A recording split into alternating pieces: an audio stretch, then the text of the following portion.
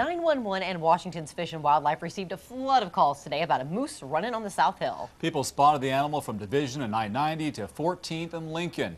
KXLY4's Erik Loney chased the moose across the hill before it got away. He's going back through the backyard. He could just stay in my backyard. In her slippers and pajamas, Sandy Shore was out to catch a moose on camera. The moose was running loose near 14th and Adams around 9 this morning and made a stop in Shore's backyard. He was just majestic and beautiful.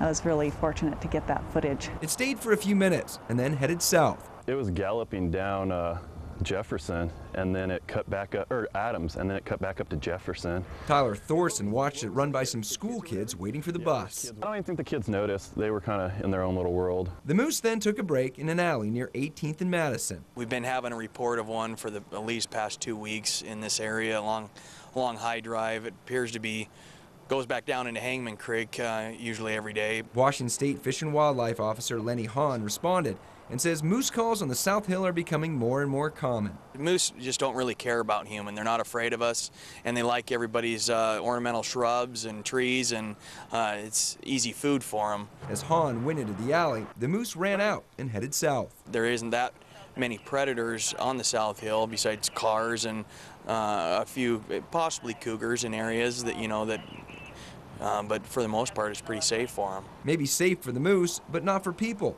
Hahn says if you see one, keep a safe distance. Very rare have we ever had a moose incident where it harmed a human, and that's really rare with any wildlife. But as a wild animal, anything can happen. Hahn says they're monitoring the moose and don't plan to tranquilize it unless it gets in a dangerous situation. We lost track of it near 19th and Jefferson as it headed back towards Hangman Creek.